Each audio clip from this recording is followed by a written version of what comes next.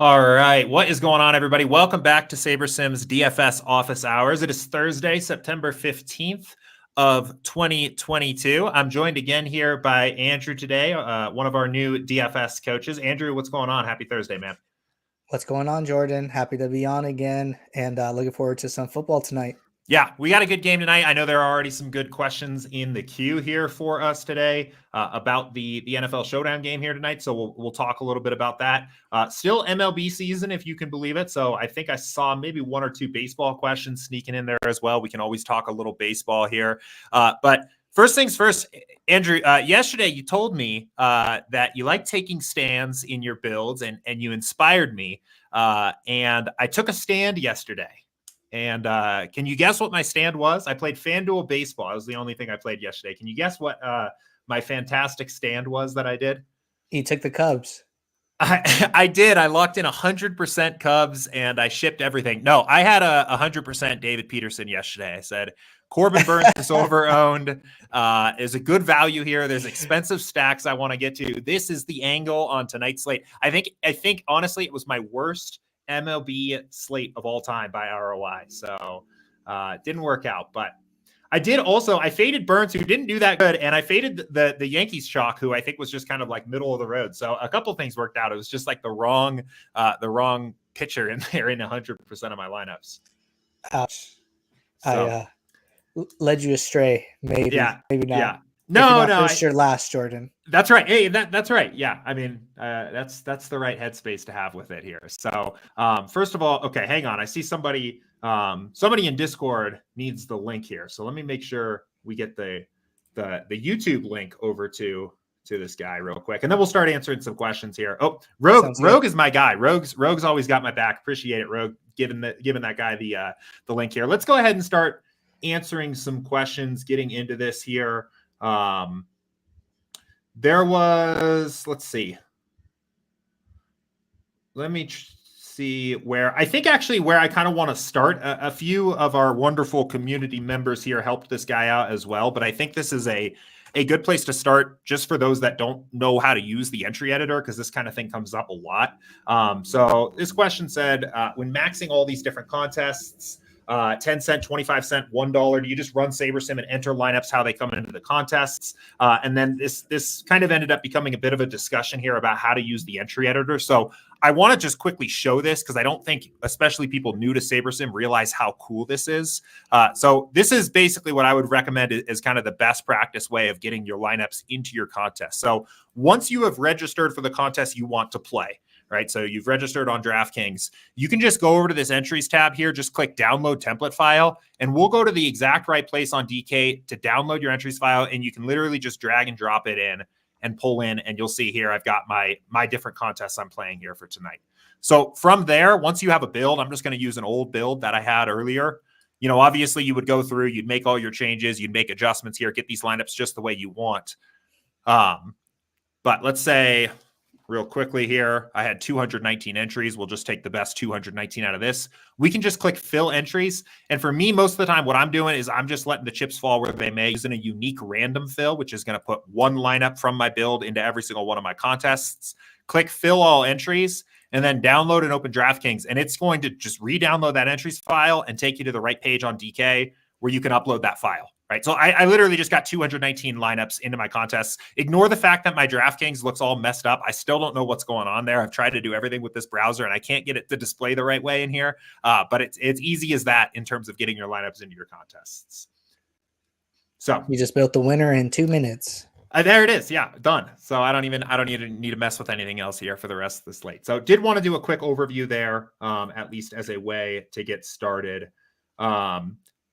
Andrew, do you play any soccer DFS? We have references to that in our help docs as well, right?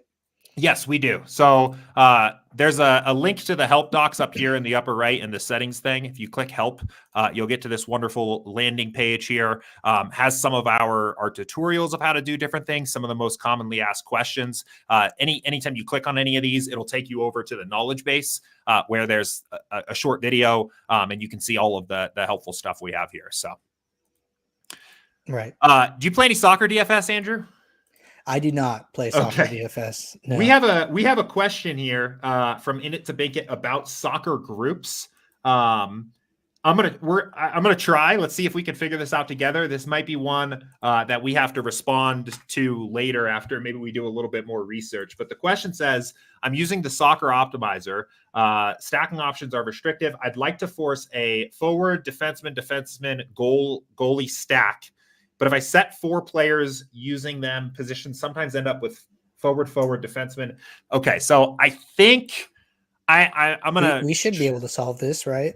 Maybe. We'll see. So this sounds like something we would probably end up using advanced stacking rules for, and I just don't know if we have advanced stacks set up here for soccer, but let's try. Let's see. So we can do so you could set a rule that like includes certain eligible positions, but I don't think we don't have the same kind of advanced stacking rule that you can do here. Like you can't. Right. The eligible positions is what I was thinking about. Yeah. Only including those, and then in your build, you can actually sort. You can look at what stacks you're getting, and that'll at least help get you closer to what the customer is looking for. Yeah, it's going to be a little. I think In It to Bake It for now. I think you're going to have to kind of. I think what you just described there is the answer. You know, you could set the at least 4 rule here and then do a little bit of cleaning up of the pool on the back end. We know that, you know, the soccer tools that are up is kind of just like a skeleton of what we'd ultimately want to build out here once we have like full sims and projections and support for soccer and things like that. So in the meantime, I think your best bet is just going to be to set that rule as wide as possible and then do some editing of your lineups in the post-build process there. Yeah, I agree with that. Okay, cool. Let's go ahead. Oh, you got something's going on behind the scenes there, Andrew. I think maybe you're getting feedback or something. There we go. Cool. Let's keep it going here. Yeah, I don't know. Maybe mic feedback, but all right, let's get another question here. So let's talk a little bit of football here and get into this here. There was a question from Tim, and I see questions coming in YouTube chat, guys. We'll get to those here shortly. I always start first with the questions that are in Discord. If you want to join Discord, there's a link to join in the description of this video. Always start with the Discord questions here first. So this question here from Tim says, can you take us through a possible FanDuel single game build for tonight's football game? Looking for ways to not be duped, but also be realistic about winning. Thanks. So I think let's do it. I want to preface this by saying I really, really strongly believe that DraftKings single game NFL product is just a lot better of a place to invest your money than FanDuel. That's not because I like DraftKings more or something like that. The reason why I think there's 2 game dynamic things that FanDuel does that I really don't like because it limits the number of viable constructions that you can make. The first is that they only have 5 players in the lineup, right? DraftKings has 6, FanDuel has 5. In a game where there's already just a much more condensed pool of lineups you can build, cutting off another player just makes it more likely that you're going to get duped anyway. The second one is that your MVP slot on FanDuel, you don't have to pay more to roster a player in that slot. On DraftKings, you have this kind of decision matrix that you have to make where, yes, you get one player who's scoring 1.5 points for every real point he scores, but you also have to pay 1.5 times the salary to get that player in that spot. On FanDuel, you can just basically get 1.5 times Patrick Mahomes for free because you don't have to pay more to roster him there. The number of viable MVPs on FanDuel, that pool is way smaller than what's out there for DraftKings. So I prefer DraftKings for the NFL single game product. I think there's still ways to build some good builds for FanDuel. Andrew, your thoughts there on how you like to break out between the sites on NFL single game?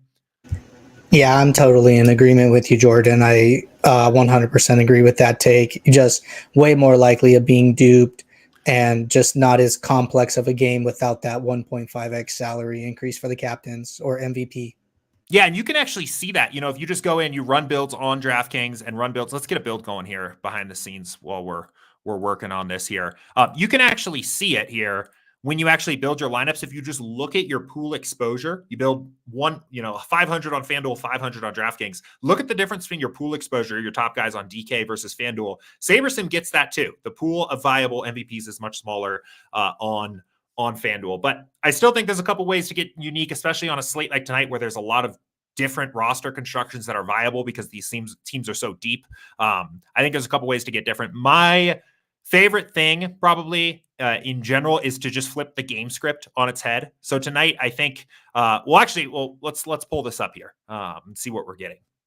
But what I think is going to be pretty popular right off the bat is balanced builds. I think people are going to look at this game. They're going to want something to sweat when both teams have the ball. The spread's pretty close. I think people are going to overvalue 3-2 builds overall. One of the things that I probably want to do just right off the bat, just this is purely about getting a unique lineup, is just scratch these kinds of constructions off and focus more on the 4-1 kinds of builds on FanDuel. I think there's almost just like a psychological element here where people building by hand, using traditional optimizers, things like that, just aren't going to really fully appreciate this kind of construction in terms of how likely it is to be optimal. Yeah, I like the angle that you're coming from. I don't think I would scratch it completely. Maybe just take like an underweight stance on it overall. Yeah. And, one way you can do that, I think, if you're not sure exactly how to get underweight, I think this pool number can be a useful kind of thing to look at. Getting underweight here on 3-2 stacks might just be, playing only 30% of your lineups as 3-2s, 70% as those 4 stacks. So definitely another good angle there. One of my favorite ways to get different on DK is to get creative with my MVP slots. And I just think it's really hard to do on FanDuel. Again, I mean, you can kind of see it visually here, right? The QBs are so overwhelmingly the best MVP players to roster because they're generally going to be such a good point, such a good just raw point scorer. If you're playing Eckler at MVP, for example, you're basically asking Eckler to overcome a 9-point discrepancy from Herbert and a 15-point discrepancy from Mahomes. And I think that's just a lot. So I might try to just get a little bit creative, maybe by playing a little bit more of Herbert at MVP. If Mahomes is going to be the really chalky guy, maybe I'm getting up to like 50% there or something like that. Just kind of, again, flipping that on its head. But I think one thing that people do that I think is getting a little bit too cute is they come in here and they're like, well, I'm going to get really different and I'm going to play like a ton of Mecole Hardman at my MVP because I think he could break a long one, or I'm going to play Juju or like any of these guys down here. I think at that point, beyond just like a single lineup or a couple like extra lineups thrown in there, you're just asking that player, like, yeah, you're probably getting unique, but you're asking that player to just do something that is such an extreme outcome that it's not very likely. I mean, Andrew, what are your thoughts there? Yeah, and you can do things like that on DraftKings, right? Where it opens up this huge salary like efficiency where you can roster higher salary players, but I just don't think it makes the most sense to do on FanDuel. Yeah, so I would say, like, looking at using the pool exposure here as a bit of a guide and trying to see, like, I think Eckler and maybe Williams and maybe down to a guy like Kelsey, I think there's some angles for some optimal constructions there. Even just getting like a little bit over on some of these numbers might be enough to get you a little bit different there. I mean, you can see we only have a 500 lineup pool and we've already been pretty restrictive with our stack type. So it didn't work there, but I think that's one particular angle there. I think if I could give one overall piece of advice that isn't play DK instead, but the best overall piece of advice I can give for FanDuel single game on NFL is actually on the contest selection side of things. I'd recommend, I know the DFS profit plan is going to, in general, recommend playing as many different lineups as possible. For FanDuel single game, I actually like playing a little bit more of those elevator type contests, those smaller single entry, 3 max kinds of contests, just because the number of lineups you are competing with is smaller there. And it lets lineups that might be duplicated like 25 times in a large field 150 max be duplicated 4 or 5 times. And those lineups just have a lot more profitability at that scale. So I think the best overall advice I would give if you're playing FanDuel NFL is to probably shift your bankroll investment on that slate a little bit more into the smaller field tournaments. I think that makes a lot of sense. Definitely. Sweet. Let's go ahead here and keep it going. I wanted to jump. I'm going to jump around a little bit here just because I think this question kind of relates to what we were just talking about. This is from Phantom and said, with Showdown single game, do you have a general cutoff with how many unique lineups you like to run based on the smaller number of line combinations? So on FanDuel, they've got the 5 cent, the 25 cent, and then I think there's a $1, 150 max, etc. Would you want 450 unique lineups still if maxing out each? So this kind of gets, I think from just a pure contest selection theory, I would say like, yes, but given that there are fewer lineups that are, I just think, good lineups on FanDuel single game, and then there are much, much fewer lineups that I think are going to be good with a chance of having less than 5 or even 10 dupes in these super large field tournaments, I would probably what I would probably do is I would actually start with 150 and see if you can even get to 150 lineups that you think are playing a good game script angle that also have a good chance of being unique. I don't even know if if you're talking about the super large field stuff, the 5 cent, the 25 cent stuff on FanDuel, I don't even know if I could comfortably say that I could find 150 that I would actually want to play that I think are going to be not duplicated and that I think are going to be unique.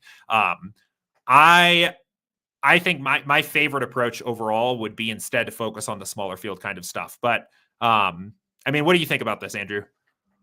I think it's a very good question because at some point you're not going to be able to build positive EV lineups. I mean, eventually in any circumstance, the more lineups you build, the closer you get to that equilibrium.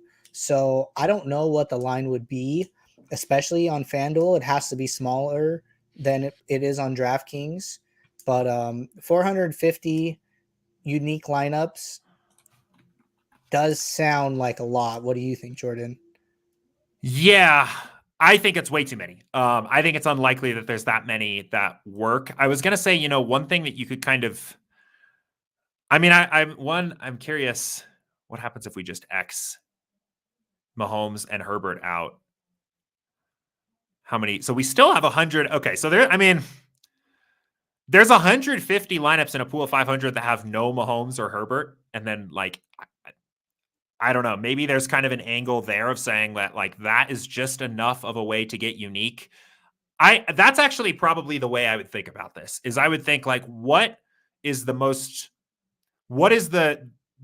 creative way that you can figure out how to get a unique build on FanDuel, and then see how many lineups in your pool of 1,500 actually fit that, right? Like, can you get 450 unique lineups from a pool of 1,500 that's actually playing a unique angle? I think fading the quarterbacks at captain is a unique angle. And the one thing is that if you're getting lineups like here, Mike Williams captain, here, Eckler captain, here, Travis Kelce captain, because SaberSim is building these from actual sims, that there's actually a game script where Mike Williams is truly the highest raw point scorer, and this lineup is actually optimal. It's actually the 8th overall best lineup in the pool. So that instead of saying how many lineups are unique, I think that's the better way. Or how many unique lineups should you play? I would flip that on its head and try to actually go through the practice of seeing how many lineups can I actually get to that I want to play. And you can use your intuition on some of this stuff, right? Like we have clearly one build here where Isaiah Pacheco is the optimal MVP. We actually have a few of these. To me, that like I'm not going to play that. That even though it's showing up as a lineup in our pool of 500, like that is just such a thin game script that I'll probably just scratch that and try to just see how many lineups do you end up with. And maybe it's 120 and you're playing 120 unique builds, but you feel comfortable that those are actually going to get unique. So I think that's probably the best answer I'd have here is instead of trying to come up with just like this is how many lineups to play on FanDuel in single game, on a slate to slate basis, see how many lineups you can build that you like, that you think actually have win equity and have a percent chance to be unique. What do you think about SaberScore and ranking Showdown lineups? Yeah, so I think my rule with SaberScore is generally pretty consistent across like most contests. I like to use it as a tiebreaker basically, and say that once I've added value to the rest of the other parts of my process and made all the adjustments that I want to make, I will let SaberScore ultimately determine what lineups I take with me into my contests. I think it does a good job of breaking those ties. Like if you build 1,500 lineups and you make a bunch of adjustments and change exposures and things like that, there might actually still be like 600 lineups that you could potentially play. Letting SaberScore decide what your final 150 are, I think is a really good approach. I don't like to treat it as the end all be all. Like, I think sometimes people get here to this post build process and they're like, oh, well, I want to make this change, but SaberScore says this is the best lineup, so I guess I'm going to play that. I don't like to think about it that way. I use it kind of as a tiebreaker there. It is actually what ended up breaking my tie and putting me on a bunch of Peterson lineups yesterday. I didn't actually have a take on David Peterson himself. I knew I wanted to fade Burns. I knew I was going to get off the Yankees. Those were like my main two stands. And then it just so happened I ended up playing a ton of David Peterson. But that's typically how I use it. So last question on that. Do you think that there is a SaberScore rating where people should start to be cautious of the showdown lineups they're seeing? That's a really good question. I would not treat it as an absolute number. I would not say lineups under this number you should be cautious of, just because SaberScore is a relative calculation that changes, like that can change. I would say you can think about it a little bit more from the ranking of the lineup. So what I mean is, like, let's scroll down to like the very bottom builds here. I would be somewhat cautious of lineups that are maybe in the bottom 10% of my pool. I think is a decent heuristic. I might edit and tweak that around depending on the sport or the contest type, but I do think once you're getting down to the bottom 10%, there's some reason to proceed with caution there. That's why I like, maybe if it's a little bit more than that, like where were those Isaiah Pacheco lineups in my pool here? Let's see. What's the highest rated Isaiah Pacheco lineup I have? So 432. So like, even maybe a little bit higher than that. But I do think we talk about the pool being viable, right? And I think that's a good general assumption to roll with in general most of the time, especially for main slates and things like that. But in reality, it's not actually true that every single lineup in the pool can be like completely equal to one another. That doesn't make sense. I think if you were getting to that back 20, I would say 10 to 20% of the lineups in your pool, it might be worth proceeding with a bit of caution there. Than just kind of blindly taking that as truth. But what are your thoughts? No, I think that's a good idea, and I think it will change sport to sport, especially with like more normally distributed sports like NBA versus highly variant sports like baseball, where one swing of the bat is 18 points on FanDuel. And then I see a comment here from Rogue saying, what is he saying? Or which one? Oh, this you got one. it. Oh, yeah. Just anecdotal examples of low SaberScore lineups being optimal, and that's most likely to occur in a showdown. So that's why I just wanted to bring it up and hear your thoughts on that. Yeah, no, definitely. And I've mentioned before on this stream too that, like, I think I'm refreshing my page here because I think my browser locked up. But I think, if the lineup looks good to you, like if it feels good, it's like comfortable, it has the nice kind of like correlations. I'm talking for Showdown here. It's going to feel that same way to everybody else too, right? Everybody's going to want to play that same lineup because it looks good and it feels right. The lineups that end up like uniquely shipping tournaments most of the time are the ones that you have to like kind of, I don't know, bite the bullet a little bit on something that doesn't totally feel right. Like it's one of those constructions. We were goofing around in the Discord chat earlier this morning here about a like 1 KC captain and then 5 flex chargers tonight.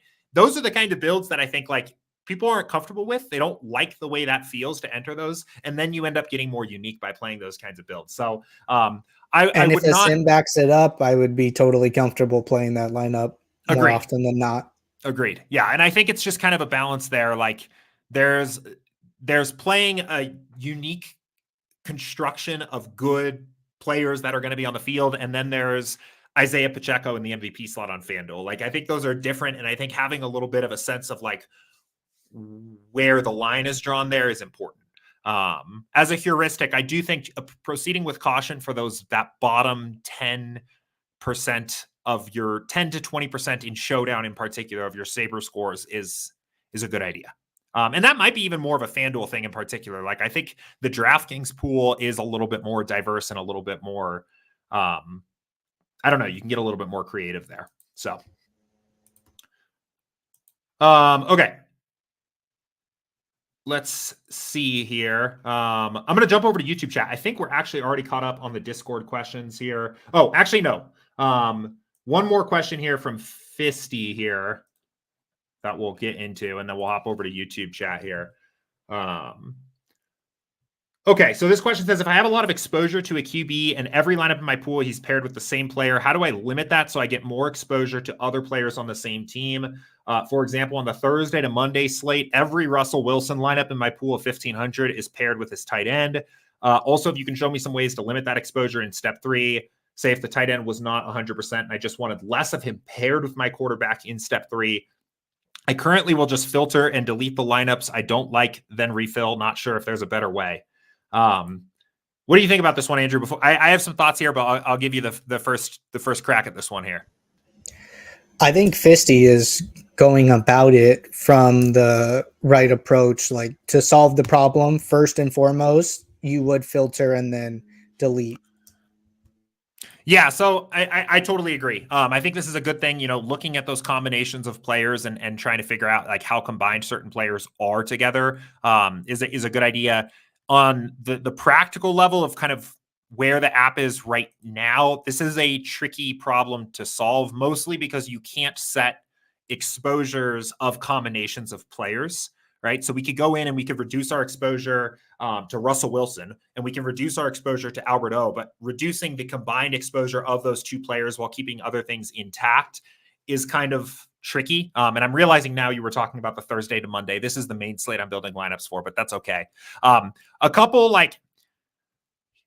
There's a couple like blunt force methods that I think you could use to try to get here a little bit along with what you're already doing. The first would be, let me let this build here finish and then talk a little bit about this. One thing that you can do, well, actually, hang on, I'm getting ahead of myself. I always manage to get ahead of myself when I'm building lineups on stream because I'm waiting for the build to finish and then getting excited, but let's let this finish. Okay. So one thing that I think you can do is just increase your sim precision slider, right? Like that's going to, what's happening here is Albert O and Russell Wilson are probably just both projecting very well, plus they're correlated. So they're just getting jammed together in almost every single one of your Broncos stacks. By increasing the sim precision slider, you're almost putting more pressure on those two players in the sims used to build that lineup to actually have the upside there. Like, you can almost kind of think about it as like the player has to have more raw upside to show up in the lineup the higher the sim precision slider goes. You can also start playing with the min uniques here, and increasing that to 2 or even 3 is going to kind of put a little bit more pressure on the builder to say, hey, for every Russell Wilson and Albert O lineup you build, you have to differentiate the other players in the lineup that much more, or start using different Broncos players in the stack. Those are two very kind of blunt tools that I think you can use to force a little bit more diversity in there. The last thing I would mention is you could get a little bit creative with the way that you handle your actual player exposures and do something like setting a minimum. And I know the Broncos are not, they are on this slate. Yeah. So you could do something and say like, I want, 20% Broncos stacks, but limit your exposure to Albert O to 10% or something like that. And that's going to then say, obviously you're going to have 20% Wilson. Only half of those lineups are going to have Albert O in them, and do something like that. For more specific, the first two methods I described here are going to be, they're going to affect every lineup, right? If you increase sim precision and you set a min unique of 2, that's going to affect everything. This would be more of a very specific way to target that particular situation that you're seeing happen a lot in your lineups. And one thing I was thinking about, which might even just be a step backward from that, is if you're seeing Albert O way more than you're seeing Jerry Jeudy or Cortland Sutton, just drop his projection 10% and rerun a build and see what that comes back at. If you're still getting really high correlations, you could take the correlation slider down a notch, but then that affects more players than just the Wilson and Albert O scenario. So there's nothing wrong with playing with that projection. That's actually a really good idea as well. Yeah. I And you could even, if you want to target the pass catchers a little bit more, you could give them a little bit of a touch there as well. So we got to make cool. 2 adjustments to meet the DK guidelines anyways. Exactly. And that's something I like to do is, the community guidelines require us to make 2 changes. Like that's a perfect opportunity for any person to put their chef's kiss on their build and add their own touch to it. Yeah, no, I totally agree. I also, I think I know we talk about adding value a lot on this stream and just in a lot of our other content here. I think there's just overall this assumption that has to be this very big and broad and time-consuming thing. Adding value on a given NFL slate might be just picking up on something like this. Like my lineups are not diversified in the way that I want, and I'm going to make this subtle adjustment to one team to get them there. And otherwise, I'm kind of happy with that. Or, there's one particular ownership inefficiency that I think people are kind of missing on this slate. So I'm going to get a little bit more exposure to this one low-owned guy that I want to take onto the slate. So I think it's kind of an important thing to remember that, making your adjustments or what your value adding process is to SaberSim doesn't always need to be this big, enormous thing or something that you're making adjustments on every single team in the pool or anything like that. Right. I completely agree with that. And just speaking for myself and my own process, I'm really looking for like 3 to 5 players or just a few angles to make adjustments on, because for the most part, I trust SaberSim and all the work that goes into it and the outputs. And I really don't want to get too far in the weeds of changing everything, every team, every player. I'm just looking for a couple of places to add my own takes and make adjustments, no more than probably 3 to 5 players. Absolutely. I agree. Let's hop over to YouTube chat. I Hustle For It said, I don't know how to do anything, especially the slider tools. Question is, can you run through the sliders briefly so I can understand what I'm doing wrong? So what I would actually recommend is, in general, leaving the sliders alone. The sliders themselves are put through a pretty rigorous back testing process where we'll simulate out thousands of lineups at every single individual slider setting and then compare how those lineups would have performed to past slates by balancing risk versus upside. And we feel generally pretty confident about where these slider settings are set. The nice thing about it is they adjust per sport. They adjust per different sizes of the slate. They adjust, obviously, for different contests. So what I would recommend in general is probably just leaving these alone. Here's what I would recommend if you're first getting started with SaberSim and just kind of not very sure where to start. I would focus most of your attention on what happens after the build. What's very unique to SaberSim here, or one of the things among many that is very unique, is we're not just going to build you, if you're playing 20 lineups, you're playing the 20 max or something like that, we're not just going to build you 20 lineups and send you on your way. We build you 500 lineups, and we're building you 500 lineups on the settings that we think are appropriate for the contest that you're playing. So from there, you can kind of sort through and work through that pool of 500 to figure out what 20 you ultimately want to play, knowing that all 500 are going to be, as we say, typically viable or like solid lineups that you can play in that contest. And if you're really like, if you're not sure where to go from there, I think, most people have at least had the experience of like hand building a lineup for different sports and knowing what they would want to get in that lineup. Go through and look at the lineups in your actual set and ask yourself, would I have hand built this? Like, is this a lineup that I would have played? And if it's not, what about it isn't what you would have played? And that's where you can start kind of adding value. Like, what about it is the part that you don't like? And that's where you can start making adjustments to kind of improve this overall set of lineups. So if you're starting going through and looking at these lineups and you're thinking, maybe a QB plus 3 isn't a lineup that you would have built for yourself, you can eliminate QB plus 3s from your pool, for example, and we'll pull in a new set of 20 from your 500 that don't include QB plus 3s. And that Jordan, just to add on that really quickly, sorry to interrupt you. No, go ahead. I just wanted to point out the feature we added recently where you can manually adjust one player if there's a lineup that you like, that I just like this minus DJ Moore for whatever reason, and you can swap that out and then you can lock that lineup back in. So I think that's a great feature as well.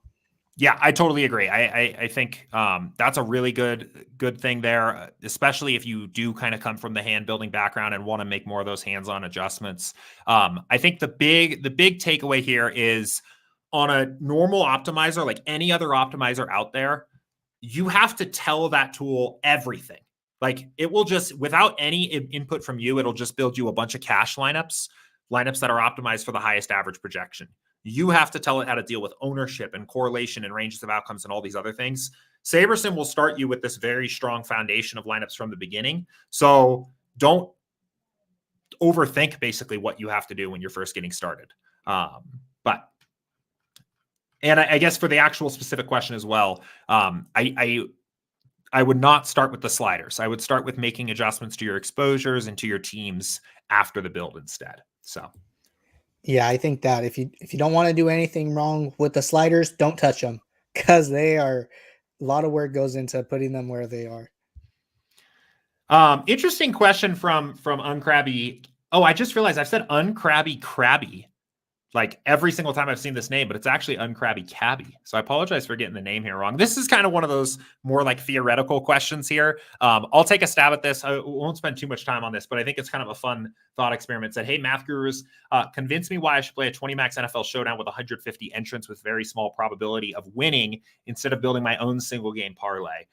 My thoughts on this is in you're building a single game parlay, you are playing against the house, a casino that is spending a ton of money to come up with the exact precise odds for that parlay such that over the long term, they're going to win more often than you are, right? I mean, you're playing against essentially an expert, even though it feels like you're just kind of, building the lineup yourself. When you're playing DFS, right?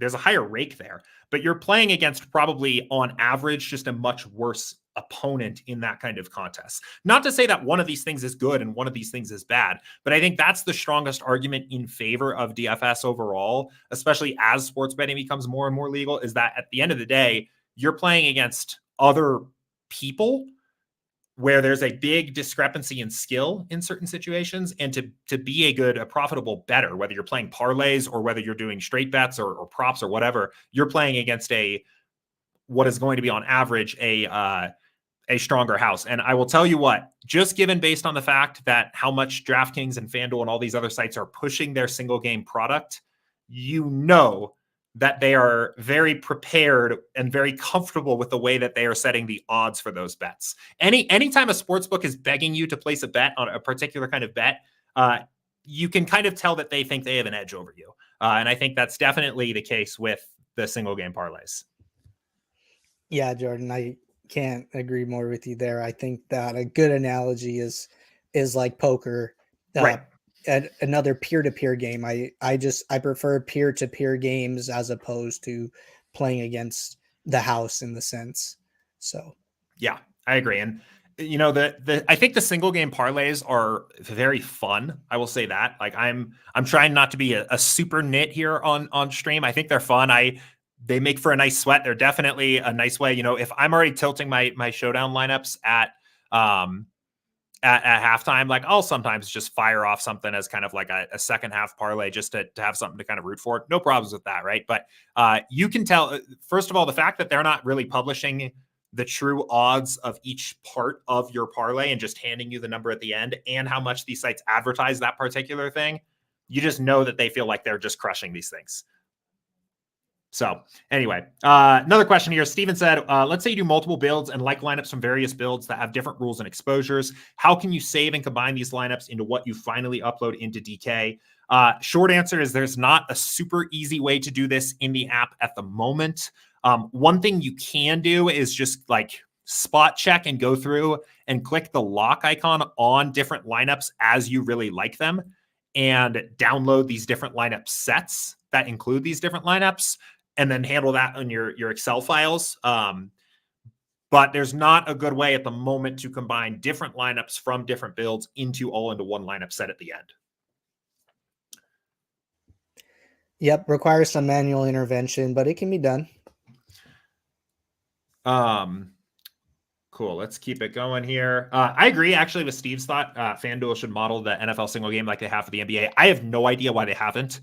The NBA, if you guys haven't played it, has 3 multiplier spots. So you have like a 2x MVP, a 1.5x star, and then a 1.2x pro, which I think is actually pretty creative and a pretty like leads to some pretty cool lineup constructions. I actually would say I might actually prefer the FanDuel NBA single game product as opposed to the DraftKings one. I don't know why they haven't rolled that out to football. The only thing I can think of is that like FanDuel wants the simplest product possible for their like what is a very popular game type.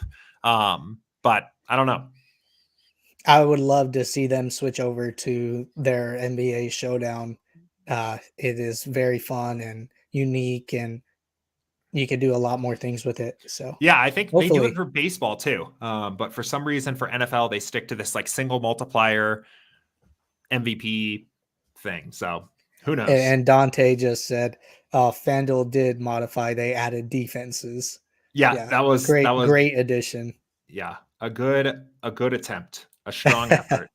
I mean, I guess adding one more like positional does give you slightly more lineup like constructions that you can work with, but yeah, I don't know. Cool. Let's see here. Rogue said, would you recommend upping the ownership fade to get like 3 to 5 to get even weirder on FanDuel? So you can, I think my concern there would be once you start like really cranking that slider, you're gonna, yes, potentially get more unique builds, but you might be sacrificing that in actual probability of success. And they might not be equal. Like if you're cranking up the ownership fade to like 5, like you're gonna get more unique builds, but you lose the ability. The one thing that's nice when you build at 0-0-10 is you know that every lineup is built from an actual sim optimal. You lose that once you start turning the ownership fade slider on. So I think I think that's fine to do that, but you should be more comfortable with applying your intuition to actually answer if the lineup is still viable itself. But your thoughts there, Andrew? Yeah, I think once we start increasing the ownership fade too high, then we get a little too far away from the sims and are just bumping up those ownership multipliers into dangerous territory. Yeah, agreed. Similar kind of question. Well, first of all, Dante said, who's Andrew? Andrew is our new DFS coach, one of our new coaches here on the SaberSim team. This is his second stream. He was on the first office hours yesterday. So yeah, get used to seeing Andrew on more of our content. We're very excited to have him. It's been very nice for me for the last couple of days to have somebody else on here with me and talk through some of this stuff with you guys. So yeah. Then it also said, oh, he said, just kidding. So I guess you already know who Andrew is. So, but I know you say make changes in step 3. Wouldn't it be better for my process if I know for sure I didn't want a 3-3 build just to force a minimum of 4 stacks? Andrew, I sometimes feel like with this particular question, I get kind of caught in the weeds here and I go down a technical rabbit hole that I don't know. What are your thoughts on this here? I think that going in, if you know you're not going to play any 3-3s, then yes, it's better to tell the builder up front. It's like what we talk about in other scenarios where it's like, if you know you want a QB +1 or you want no naked QB stacks, then put that in the builder up front and tell us. So I think that you come more from the approach of, well, maybe you do want some. And I personally like to have that option of I just want less. I don't want none. But if somebody wants to take that all or nothing approach, then yes, it's better to put that in step 1. Yeah. And I think that's good advice. On Showdown, the one thing I would say on Showdown in particular is, at least for your first draft, at least for your first run through, try to do as much as possible post build without putting that stuff in beforehand. So you're working from those sim optimals. But if you know you don't want to play 3-3 and you're not getting to the other exposures you want to get to, put the rule in place so that you get the good pool. You get a pool that's representative of what you want to play and go from there. So Kurt, a little bit confused about this question. How about Saber score versus ownership? Sounds like maybe I think this came in a little earlier when we were going through the Sabres score. Gotcha. rating of the Saber scores, and I think he might be referring to the new ownership, yes, ranking. Gotcha. Yeah, so I don't ever really use ownership as an actual like sort. Like I don't ever actually sort by ownership one direction or the other to like select my final lineups. I think it's really mostly useful for research. Like I've always found it's pretty interesting to like figure out what is the lowest ownership sum build that I can get to in my pool, and then what is like the highest ownership sum build, and what do the Saber scores look like along with that. But I would say for unless you have a specific reason to do so, for picking your final lineups, I think Saber score is going to be a better choice than the ownership sort. And I know we added recently the min and max ownership in step 2, and I know that some people are fond of that. So what do you think about if you're using this tool sorting by ownership? Yeah, so I mean, I think it's probably pretty useful for like main slates in particular. Again, on showdowns, I'd be careful of like if you start cranking that max exposure, or sorry, that max ownership like really low, you're going to force the builder to build like lower owned lineups, even if they're not optimal for that sim. For main slates, I think it's great, right? I know a lot of people have kind of an intuitive sense of how much ownership they want. The unnamed article that is out there that it seems like everybody has read says 125% max ownership sum for their builds. I think using something like that is fine if that's what you're looking for. I found for the most part for my process that the ownership fade slider alone just gets me there most nights. Like if you actually go through and build your lineups for the main slate, you'll find that most of the lineups already have a pretty good balance of ownership there. And it looks like we got Kurt the answer he was looking for by showing that demo, because that feature is new and maybe not everyone knows about it. So I just think that if you're using it, then you probably would want to sort by ownership, just because they kind of go hand in hand. I prefer Saber score over it, and I don't use it that often, but if somebody has a good use case for it, I could see how those two things would work in tandem. Yeah, no, for sure. Dante said, why isn't SaberSim taking ownership into account for Showdown, especially in the captain spot? Would it harm the process if I turn the ownership fade slider up? We've touched on this a couple times here. Did I already read this question out, or was this? No, I don't remember seeing this one. Okay, yeah. So I mean, again, the answer to that. So why is the ownership fade slider 0 for Showdown? Is again because we want to make sure that we are giving people lineups that are optimal for a given for Sims, right? Like once we start turning the ownership fade slider up, you're telling the builder, hey, favor maybe the third or fourth or fifth optimal of a given sim more if it's lower owned. And just because it's so important to get the actual optimal lineup to win at Showdown, we use these settings most of the time. You can still get different with your builds by fading chalky captains in the post-build process. This is a huge part of my Showdown process on any given slate. I'll go through and I'll try to figure out, hey, who do I think are going to be the most popular captains tonight? Like, I think Herbert and Mahomes are both going to be very, very popular as the two highest projected players in the pool by a mile. One of the pretty easy fades that I think I'll at least be entertaining here for tonight's slate will just be getting off of the quarterbacks. And in this case, what we're doing, instead of forcing a particular construction on the builder, we're just sorting through the lineups and pulling through optimals where those captains aren't used. And Jordan, one thing I wanted to point out about the sliders and the ownership fade is that, correct me if I'm wrong, but when we are ranking lineups, when they show up more than once as optimal, that increases their Saber score. So then that does push them to the top, right? Yep, that's correct. Yeah. So, and you can kind of see that anytime. So a lot of times you'll see that like one lineup here, let me reset this so we can actually get everything. You'll see that like one lineup, the second lineup does not have like a much lower Saber score than the first lineup, right? Like 199.9, 99.3. Sometimes you'll see like a gap where like we'll actually make like a pretty big jump all at once, 2 or 3 points or something like that. If you see that, a lot of times that's actually that factor being applied, where maybe even from here, like it might be that the top 4 lineups are showing up as optimals for, 5 different simulations. And this lineup is actually only showing up as the optimal for 4 different sims or something like that. So,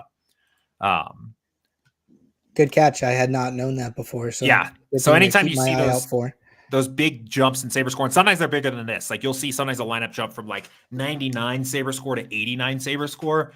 There's a reason for that. So Taylor says, is there a way to forcibly sprinkle in low ownership players in SaberSim lineups? One thing that you can do is basically just set a player group. So if you wanted to go through here, I know, again, these are heuristics. So I think, as always with these kinds of things, proceed with caution. But you could go through and basically say, hey, I want a player that is less than 4% owned in every lineup. So what you would do is you'd go through, and the shift click can be really useful here. So if we go and find like the lowest owned guy in the pool and shift click there, we can take all of these players, right? Everybody that's projected for less than 4% owned, add them to a group, and then say at least one. And that will make sure that you're getting one player that is owned projected to be owned less than 4% of the time in all of your builds. And that shift click saves so much time. Yeah, that would be it so helps a lot. tedious if we couldn't do that, but you're able to knock that out really quickly. Yeah. So cool.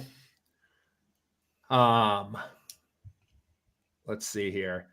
Rogue says, are you setting min salary to 0 for Showdowns as well? I think like that's probably technically correct. I would say the default here of like 35,000 is probably almost never actually going to be limiting for a Showdown build.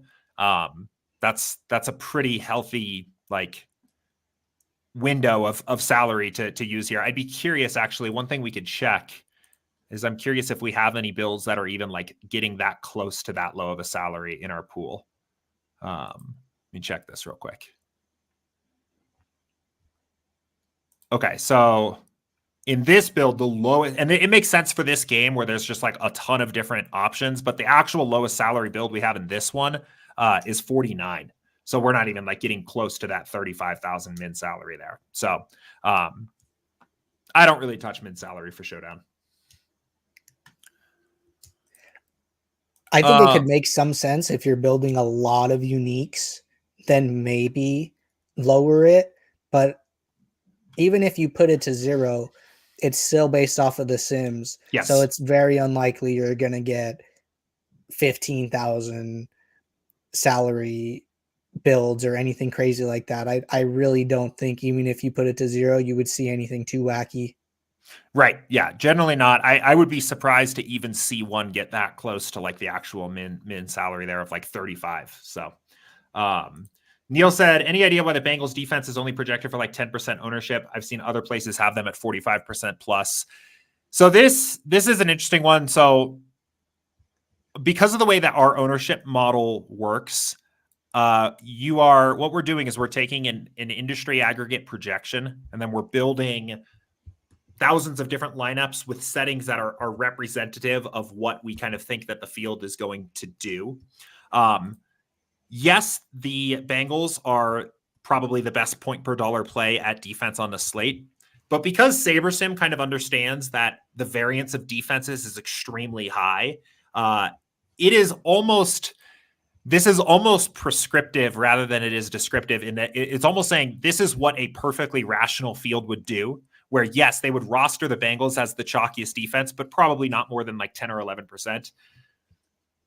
This is a situation that's very hard for our model, the way we're set up with ownership, to pick up on, because you have this narrative of the backup quarterback for Dallas coming in and making this the best overall play on the slate. I think it's just the perfect example of where, honestly, I would say the best advice I could give would just, if you've identified a situation where the number is wrong there because of a narrative, trust your gut and make the adjustment.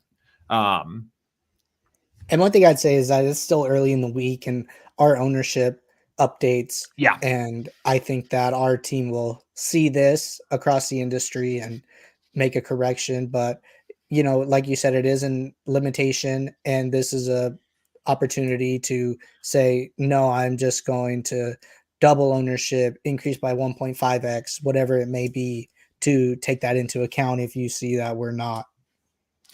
Yeah, no, for sure. And like, it's an interesting, it is an interesting like theory of projecting ownership out there where like you to predict something, you need to make some assumptions that whatever you're trying to predict is acting in a rational way, that there's like a pattern or a process of how you're going to arrive at those things. But people are not computers, and they're going to make, especially like as a large group, like a field in a DFS contest, they're going to make irrational decisions. And that's the interesting like game of ownership in DFS is like the more irrational somebody is acting in terms of, and the more irrational the field is acting in terms of their ownership on a player, the more exploitable and the more profitable the game gets, but also the more difficult it is to reliably predict that, because they're getting less predictable in the way that they're getting kind of irrational. And I think there's always an interesting like push and pull there too, of like figuring out how that's all going to work out. So anyway, let's go ahead. Let's keep it going here. Patrick said, not a big deal, but where your the entry editor will acknowledge free rolls if you have them in there. So like 0 entry fee contests, those should all pull in, no problems there. So, yep, definitely. Cedric says, is anybody experiencing a blurry screen? Might be an internet issue on your end, Cedric. It could be the browser automatically like turning the quality of the stream down if the internet's slow on your end. I'm not sure what might be going on there, but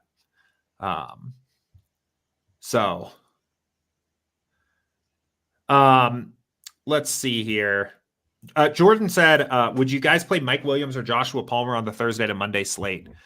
You know, this is an interesting question. Like in a vacuum, I would probably just like play players on the Thursday to Monday slate, like, or somewhat organically at the rate at which I was getting them in the Sims. I have noticed, having played a few of these here, that people generally do kind of over favor this game, the Thursday game. Like most of the time, the reason people are playing this slate at all is because they want to play somebody from this game. And I think the ownership on all of these guys is likely to be higher than we project for that reason.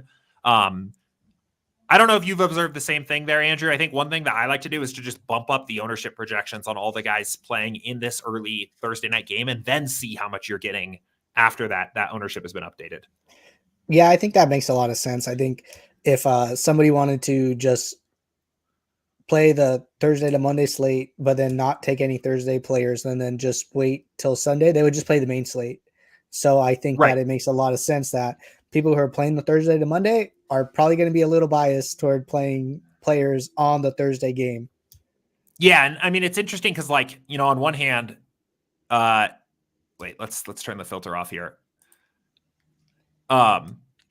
Like on one hand, there's good values in this game, right? Like, especially, let's see, at the flex spot, just with the Keenan Allen injury, like there's good players playing in this game. Josh Palmer on a 16 game Thursday to Monday is like a top 10 value. So there's like some argument to play some of these guys for this particular week because they project so well. But I think I would probably do so. Like I would probably adjust the player projected ownerships here for these guys, just so that like SaberSim kind of knows, hey, we think they're going to actually be a little bit chalkier than we project. And if you're playing them still, that you're doing so acknowledging that you like know that they're going to be a little chalkier. So I think they're both viable. Yeah, no, for sure. And I think they're both good plays. I'm sure Mike Williams is probably up here quite like pretty high as well. I mean, you see Juju is also a good play. Like this is, I mean, if this was just like on the main slate, this would be like the premier game of the week that everybody would want to stack. So I don't necessarily think like full fading it this week is necessarily the best idea, but I would bump up the ownership projections there. So I see some conversation here as well about these free rolls. Patrick said they have different salaries, and it sounds like we missed a couple last week. If they are like, if you're playing a free roll that has a different salary, I think at that point it's essentially a different slate. And if it's not truly a part of the main slate, then I can't guarantee, or not even the main slate, but if it's not a part of like one of the slates that we have listed here, I can't guarantee that we'll have full support there. I know FanDuel in particular sometimes will have like the KFC challenge or something like that, which is a totally different slate and with different salaries. Can't necessarily guarantee support on those, but for the for the free rolls that show up as a part of the main slate, they should show up in your entries file. So,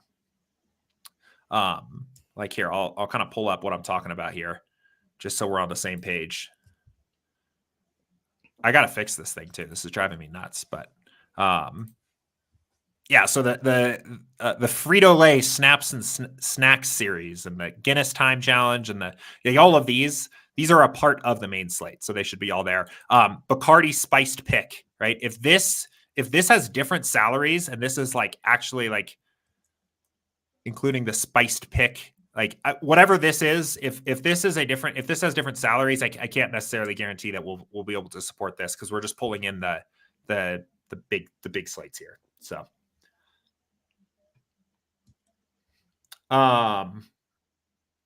Chuck, we had touched on min salary for Showdown a little bit earlier. I think min salary for 0 is fine for Showdown. I think it's basically going to be a non-factor is the short answer. Like, I don't think it'll ultimately end up affecting anything. So, right. Aaron says, how do I pair my captain quarterback to wide receivers for DK Showdown? The quick answer here, or the first thing I want to mention is because we're using Sims to build lineups, right? This is going to happen naturally, right? When you're building lineups on SaberSim, any lineup you get is the optimal lineup for a single play-by-play game sim of the way that the game could play out. So if you have Mahomes captain, you're going to have probably 1, 2, 3 pass catchers in the rest of the lineup, because it's not just that you're getting Mahomes captain randomly and the rest of the lineup is just fitting in based on what fits on average projections. There's actually a game script associated with that lineup. And vice versa, if you get a Kelsey captain lineup with no Mahomes or something like that, there's a game script that defends that particular lineup, and it's only going to show up in your portfolio at the rate at which those constructions are optimal. I think that's like a very important thing to just note before even kind of taking the next step and actually putting this kind of stuff into your lineup, because it's very different than what else is out there. With that said, though, there are a couple ways you can actually like make this happen in your builds. Andrew, anything before I kind of talk about like the filters here? Anything you want to add on to the sim stuff there? No. Okay, so again, like, let's see if we can find one here. You'll just notice, just eyeballing your lineups, it's actually kind of hard to find lineups that like don't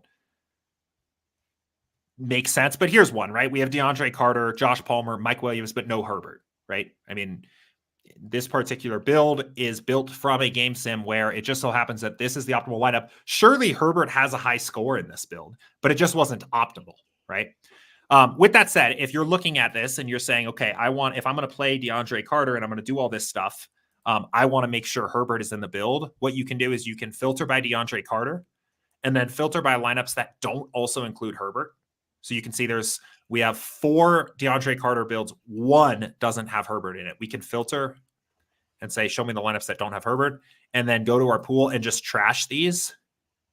And basically now we will make sure we'll fill back up to 20 that we always have that combination together. So when you have Carter captain, you're getting Herbert also in the build.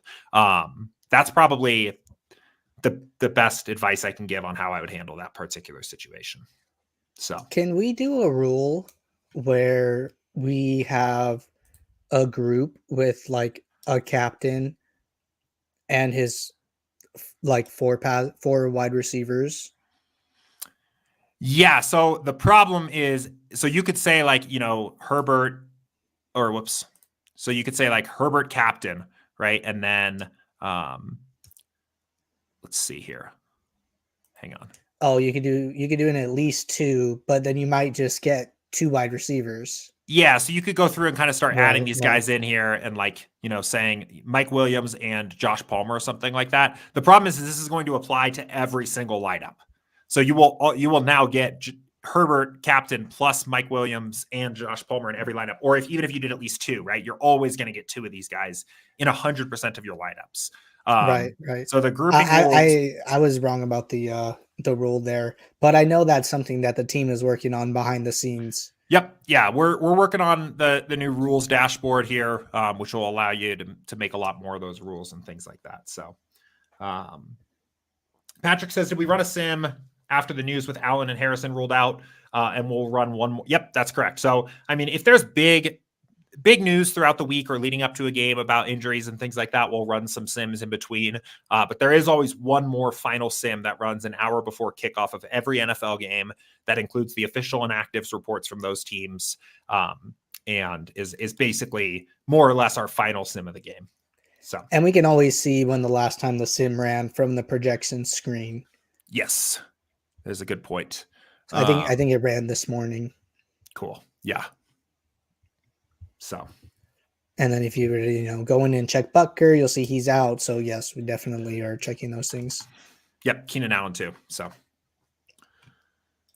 okay, let's see here. There were a couple final questions here that we'll hit that were in Discord real quick. One from Nipsey here. Said, if the pool of 1,500 lineups is viable, should they be further put into a lineup sorter? I know there's a lot of people out there with processes where they're exporting the entire pool of lineups and, coming up with your own way of picking what lineups you want to play with.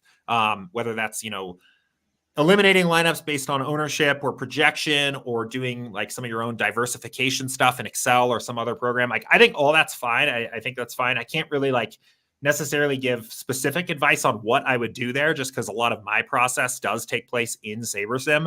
But I know there's a lot of people out there with processes that work like that. And I think that's fine, again, because you're banking on and you're working from like a strong pool to begin with.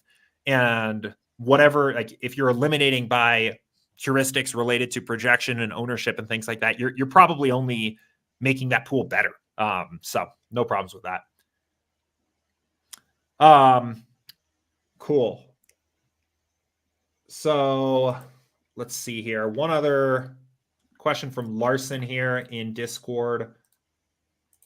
Pull this one up. Can I set a max stacking rule for cash that doesn't apply to GPP builds? I'm getting a ton of Raiders even for my cash build, and I want to limit it to one pass catcher in the QB and cash. One thing you can do is you can save different settings and like rules and things like that. So right, that's exactly what I was going to say. Yeah. Just save it. So if we go over here and we set, for cash, you might want to do something like, just I guess hypothetically, maybe you're saying like no more than 2 players from the same team or something like that. I will say, there are certain weeks where the cash optimal, like the optimal strategy is multiple players from a game that just is projected spectacularly well. But you could do something like this and then save that and like call this, it's called GPP because that's what the build settings are. But you could call this like cash or something like that. And you can rename it too from if you turn the arrow correct on the left, right? On the left-hand side. Oh, you can do that for the advanced stacking. Oh, you can do that for like groups and advanced stacking rules here. Yeah. So you could do it with an advanced rule or something like that instead. And so then if you want to rename the stacking rules, you have to go up to the top right. Yeah, this is kind of confusing. I think we definitely need to do a little bit of cleanup here. But like if all of a sudden then you wanted to delete this rule, I think this would work, right? And then, maybe you have a different rule for your GPPs where you're saying at least 3 players from the same team, just hypothetically. We can now save that. Yeah. And then now if we go back to cash, we can just get that rule back pretty easily. So we could like switch back and forth between these pretty easily. So that's what I would do. Kurt says, compared to MLB, how do we know if a player is in? There's not a checkbox next to their name. So what I would do instead is once this, like, we always run that final sim before 1 hour before the game starts. And that always includes the inactives reports. Any players that are out will be marked as out or have a 0 projection. So I feel like in is a little bit of more of like a fluid term for football, where like baseball, you have a starting lineup, right? And basketball, you have a starting lineup. So it's very easy to just say like those guys are starting. Football is a little bit less specific like that, where, we know the wide receivers that are going to be a little bit involved in the passing game for both of these teams here tonight, but it's not as clear like who's confirmed starter with that kind of stuff. I would say just in general, keep an eye on that final sim before lock, right? If you're not already in Discord, there are sim alerts. There's a sim alerts channel in Discord that'll tell you when sims are running, so you can see when a new sim starts, when it completes. And then once this says anytime after an hour before lock, then the final sim is run. So like at some point tonight, this will say, for me, it'll say last updated, 5:30 p.m. And then I know that the final sims have run. So, yep. It's just a different sport overall. If the teams want to tell us which running back is getting the first touches, we will gladly put that in the app. But exactly, checking in Discord for now is probably the best option.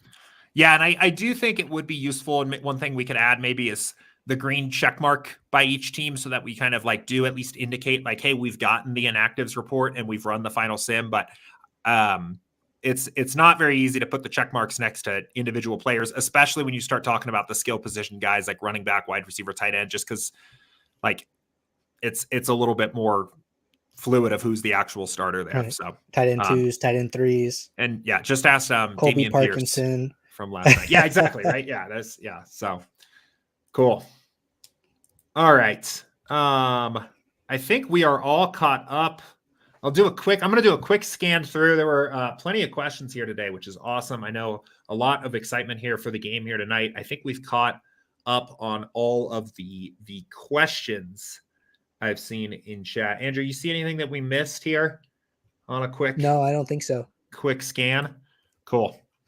Okay, I think we'll go ahead and leave it at that then for today. We will, of course, be right back here again tomorrow at 2:00 Eastern. Might have something kind of, well, we'll see. I won't spoil anything. Might have something going on a little bit unique for tomorrow's stream. But Jordan, anyway. I think we might have missed one from Uncrabby Cabby. Oh. Throw it up on the screen. Yeah, pull it up. I don't believe we got to this. Oh, yeah. We did miss this one. Are we adding too much of a human element instead of letting the sims what they're organically designed to do? Difficult question, just like thinking generally here. I mean, I don't know. Andrew, what are your thoughts on this? Yeah, I think this kind of goes back to what I mentioned in my own process, is that I'm very conscious of trying not to add too much of the human element. And I really just try to be very specific about where I do try to do that at. Mm-hmm. I think the model is very good. And I think that we should exercise caution with making too many changes.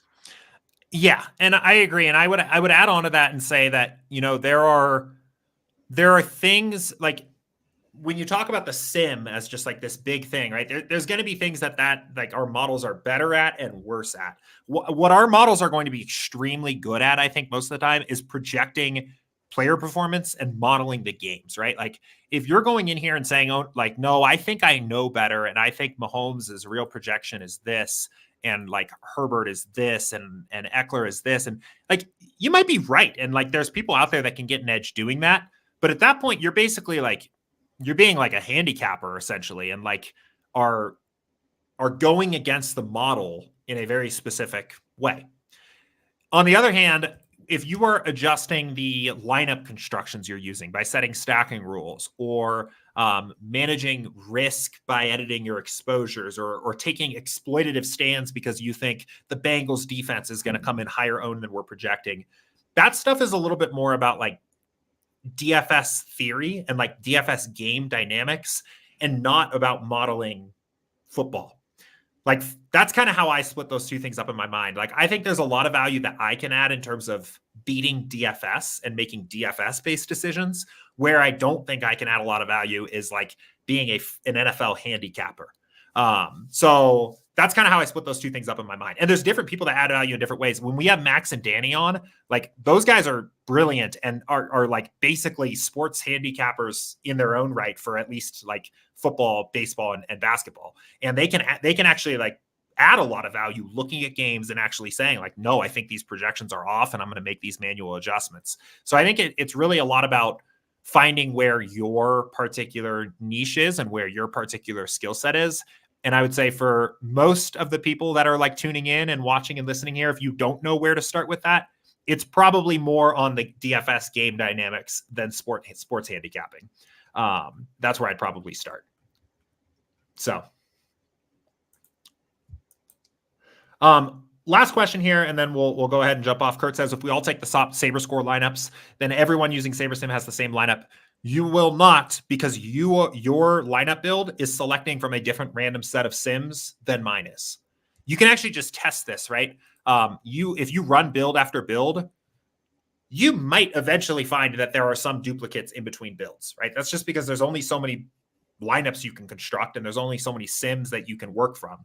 But on average, you're not going to get the exact, like, not everybody using SaberSim is going to have the exact same top overall lineup, because you're going to select a different set of sims than I'm going to select, and so on. And the bigger the slate, like once we get out of Showdown, it's very, very unlikely that you'll ever duplicate other SaberSim users because of that random sim selection. So, right. All right. Cool. Andrew, any final thoughts? You have a take on the game tonight? Any particular angle that you like? You know, I haven't looked into it too much. This is probably my first take on it. I'm looking forward to it, though, and I thought we had a very good stream today. A lot of good questions. It was fun. We'll be enjoy the game tonight, everybody. We'll be right back again here tomorrow, 2:00 Eastern, to answer some more questions, take everybody into the weekend. And in the meantime, see ya. Good luck. See you guys. Take care.